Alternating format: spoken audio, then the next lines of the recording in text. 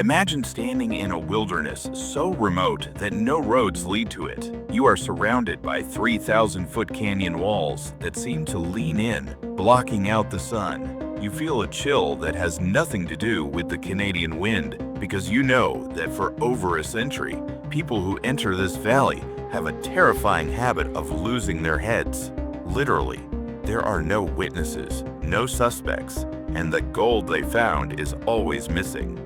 Today, we are stepping into the Northwest Territories to uncover the dark secrets of the Nahanni Valley, a place so deadly that the map was eventually rewritten to call it Headless Valley.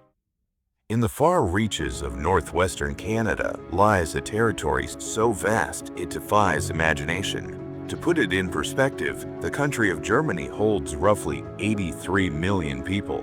The Northwest Territories is 4 times the size of Germany, yet its entire population could barely fill a mid-sized football stadium. Only about 50,000 souls live in this massive expanse of wild earth. At the heart of this beautiful, hazardous wasteland sits an 11,000 square mile stretch of pure, untouched wilderness known as the Nahanni Valley. Since 1976, it has been a national park. But don't picture a place with gift shops and paved walking paths. There are no hotels, no tourists, and most importantly, no roads. If you want to see the Nahanni, you have to fly in, boat in, or survive a grueling overland trek that would break most experienced outdoorsmen. For those who make it, the rewards are breathtaking. Nature in its purest form, hidden for millennia. But the beauty is a mask for something much more sinister. For 10,000 years, Indigenous tribes have whispered about this valley, claiming it is haunted by things that don't belong in our world. They speak of the Naha tribe, a fierce group of people who lived in the valley until they vanished overnight, leaving behind their food and shelters as if they had been blinked out of existence. They speak of white demons and giant prehistoric wolves called Wahilas that stalk the dense tree line. For a long time, the world dismissed these stories as simple folklore. That changed in the early 1900s when the bodies started turning up. The modern nightmare began with 3 brothers, Willie, Frank, and Charlie McLeod. In 1904, they heard the siren song of the North, gold. They reasoned that because the Nahanni was so inaccessible, any gold tucked away in its rivers remained untouched. After a brutal journey involving sled dogs and homemade boats, they finally reached the Flat River in the center of the valley. The Flat River is a bit of a lie. It's actually a series of violent, unpredictable rapids. Despite the danger, the brothers set up camp and began using gold sluices, wooden boxes designed to catch heavy nuggets while washing away the river silt. Almost immediately, they struck pay dirt. Their containers were soon filled to the brim with gold. Wealthy beyond their wildest dreams, they decided to head home, cash in, and return with better equipment. But the Nahanni does not let go of its treasures easily. On the journey back, their boat capsized in the heavy rapids. The vessel was torn apart and their fortune in gold sank to the bottom of the river. The brothers survived, but they were devastated. They managed to build a second makeshift boat and return to their gold site, but this time the river gave them nothing. They left the valley empty-handed, but the gold fever had already taken root. Willie and Frank were obsessed with going back. Their older brother Charlie had a bad feeling about the valley after their close call and refused to return. Undeterred, the 2 younger brothers recruited a friend named Robert Weir and headed back into the wilderness in 1905. They didn't tell anyone when they expected to be back. Months passed, then a year. Charlie McLeod wasn't worried at first. He knew his brothers were expert woodsmen, and he assumed they had struck it rich and decided to winter in the valley to protect their claim. But when 2 full years passed without a word, Charlie knew something was wrong. He rounded up a search party and headed into the heart of the Nahanni to find his family. Charlie's search party moved up the Flat River, scanning the banks for any sign of life. They reached the junction where the Flat River meets the South Nahanni River and turned downstream toward a place called Second Canyon. This stretch of the river is a 10-mile corridor of nightmares. The cliff faces rise 3,000 feet straight out of the water, making the river feel like a dark, flooded hallway. High up on these cliffs are the openings to massive, unexplored cave systems. As you travel through the canyon, you get the distinct skin-crawling sensation of being watched from the shadows of those caves. The sun rarely hits the bottom of the canyon, and the wind constant howls through the stone. Just as they were exiting the canyon, the search party spotted a tent tucked away in the trees on the left bank. They rushed to the shore, but as they stepped off the boat, the air turned cold. Outside the tent lay a body. It was decomposed, and the clothes were mysteriously charred and burned.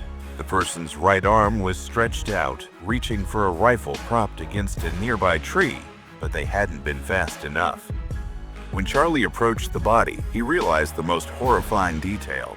The man was missing his head. They moved to the back of the tent and found a second body, partially covered by a blanket, appearing as though the person had tried to leap out of their bed in a panic. When they pulled the blanket back, they saw that this man too was missing his head. The search party scoured the area looking for the skulls or any sign of Robert Weir, the third man. They found nothing, no heads and no Robert. What they did find was a carving on a nearby tree that read, "We have found a fine prospect." The brothers had found the gold, but there wasn't a single flake of it left at the camp. The authorities later claimed the men had simply starved to death and that scavengers had taken their heads. But the search party didn't buy it. Why were the clothes charred? Why was one man reaching for a gun? And why were the heads the only thing the animals took? The story of the McLeod brothers wasn't an isolated incident. It was the beginning of a pattern. In 1913, a prospector named Martin Jorgensen entered the valley alone. He built a cabin and sent word that he had struck it rich. When his partners went to check on him, they found his cabin burned to the ground. Lying in the ashes was Jorgensen's body, headless. Again, the gold was missing. Again, the police blamed animals. In 1921, John O'Brien was found in the valley, but he hadn't been decapitated. Instead, he was found sitting in front of a campfire holding a matchbook. He looked perfectly peaceful, except for one thing.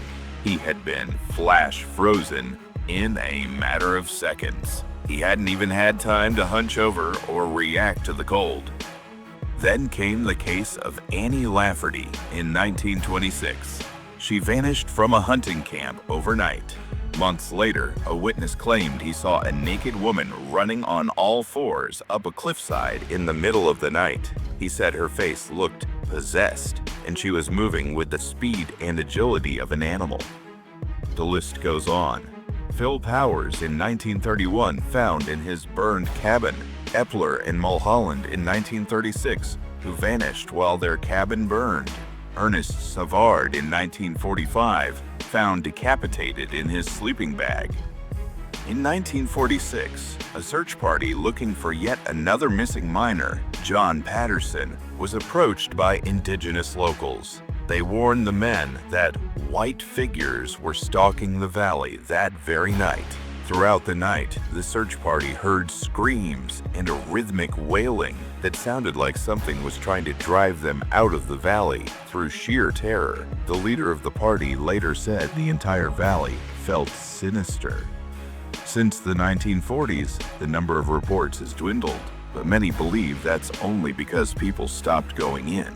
Interestingly, Parks Canada has recently closed off large sections of the Nahanni Valley to the public. While the official reason is environmental protection, those who know the history of the Headless Valley suspect a different motive. Are they protecting the land from us, or are they protecting us from whatever is lurking in those 3,000-foot-high caves?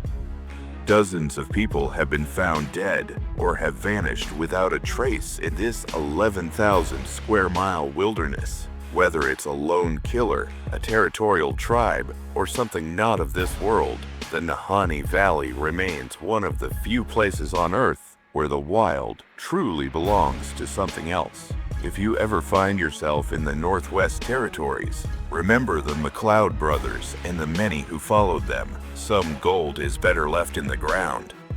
If you enjoyed this story, help us by hitting that like button and subscribe to Unsealed Mysteries for more thrilling stories. Until next time.